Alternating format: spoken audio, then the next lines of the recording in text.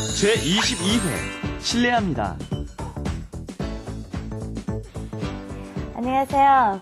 Welcome everyone to Let's Speak Korean. I'm your host, Lisa Kelley, and next to me, I didn't think of an adjective for you today. I look at you and I'm like, oh, what do I call him? That's okay. Call me Steven. Actually, today you look like a teddy bear. So Okay. we have our teddy bear, Steven. Teddy bear. Okay. 안녕하세요. 저는 Steven입니다. And today we're going to be going over, actually we're going to show you just how difficult the Korean language is, because we've got a lot of expressions here that wouldn't make any sense if you directly translated them.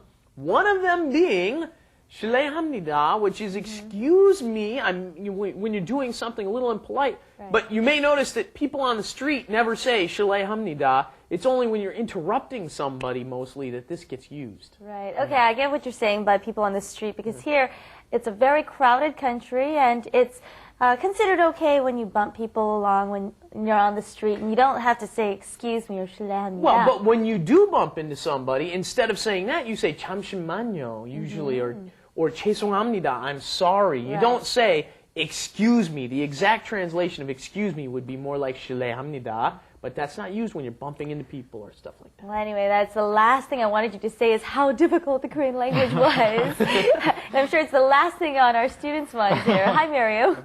Hello, Lisa. Hi, Steve. 반갑습니다. 저는 미리암입니다. 안녕하세요. 저는 제이슨입니다. Okay, good. Okay. Try 반갑습니다 one more time.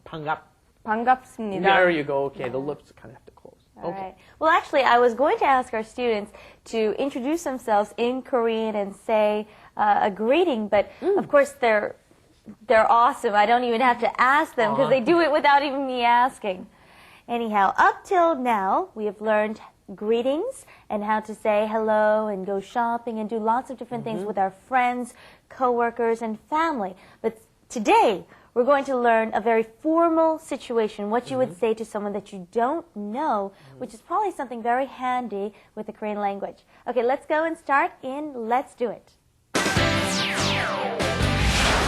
Let's do it. 실례합니다. 어떻게 오셨어요? 미리암을 만나러 왔는데요. So we already introduced to you that we're going to be learning about 실례합니다, and we heard a few other expressions, but I'd like to first cover where we would say this sort of expression. Stephen already said you would say it when you want to say excuse me, but I also noticed that you know, when you order some food in, when the person comes in unannounced, he usually says 실례합니다, and it's kind of like announcing himself, like, I'm here, excuse me, anyone here? Pretty much when you are bumping in on somebody doing something, when somebody's busy doing something else, you walk in, you kind of interrupt them in some sense. You're going to be using... 실례합니다. Like this, when you want to interrupt someone. Yeah, that's very good. Yeah, 실례합니다. Anyway, and notice the pronunciation here. It looks like it should be 실례, which is almost impossible to pronounce, isn't it? Yeah. How do you say 실례? Because the vowel is ye. But what happens is, of course, it just ends up being pronounced 실례. 실례합니다. 실례입니다. Right. And 실례 in Korean actually means like a pardon or something that you've done wrong, which is why I guess it ends up being I'm sorry, excuse me. Okay, let's try it out first. 실례합니다. 실례합니다. Good. 실례합니다. Good. Yeah, and also you want to pay attention to, we've been over this before, I think, but when you say 합니다, it looks like it's written as 합니다, doesn't it? It looks like you should be saying 합니다, but that's, once again, I'm having trouble pronouncing it. 합니다. So you end up saying 합니다. 합니다. 실례합니다. And since we are on 실례합니다, I think we have to learn the other words that we would say in place of this. You can just use them at your, whenever you want to. And use the one that probably comes most naturally to you in pronunciation. You can say 실례합니다, but you can also say 미안합니다, which literally means I'm sorry, but it can also excuse you in certain situations, or 죄송합니다. Which I hear a lot more often. I think Koreans have a tendency, 미안합니다 is for a real apology, when you're really apologizing for something, and 죄송합니다 is much more for when you're just kind of bumping into somebody, or you're, in those other circumstances where you've done something that might bother somebody. Good. And after this expression, we had someone else saying, 어떻게, how, 어떻게 오셨어요?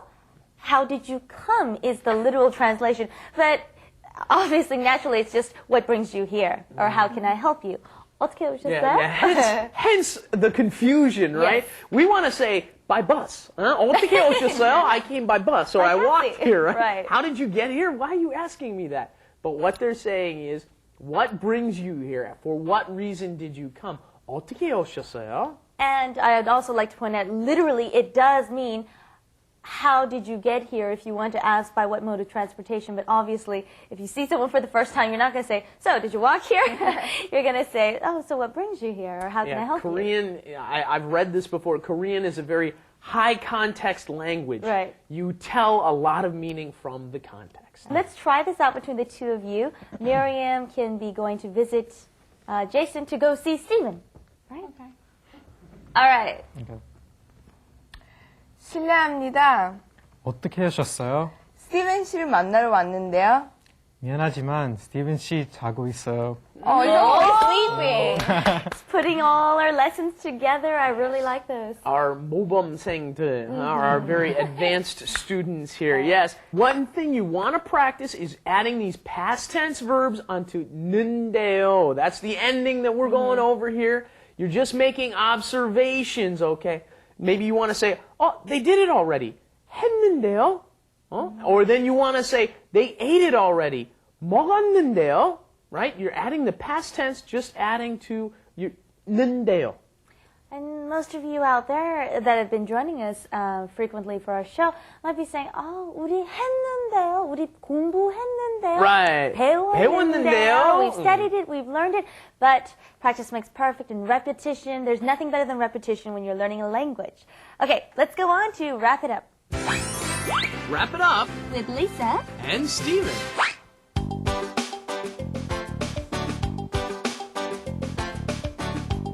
실례합니다. 어떻게 오셨어요? 제이슨 씨를 만나러 왔는데요.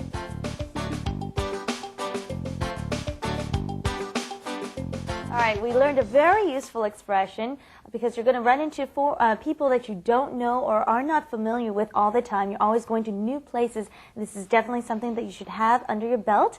And as a reminder, I know lots of people would say, I think the literal translation would be, where, why, 왔어요.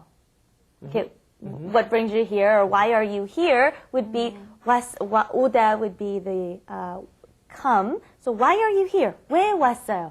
Tell me why this is wrong. Yeah, you be careful with that. You don't want to use other expressions. I think that's why it ends up being, how did you come here? Because it's kind of an indirect way of saying what brings you here. Why did you come here? Do you guys want to try today's dialogue with each other one last time? Okay. Do you want to start? 실례합니다. 어떻게 오셨어요? 스티븐 씨를 만나러 오셨는데요. I think that's What? wrong. What's so funny? You never say 제가 오셨어요. No. Okay. You always say 제가 왔어요. Okay. 제가 왔습니다. If you add that she, you're being extremely polite. So, and talking very highly of the person, so never put yourself in the high form. That's right. Okay, 반말 and 존댓말, it gets a little confusing.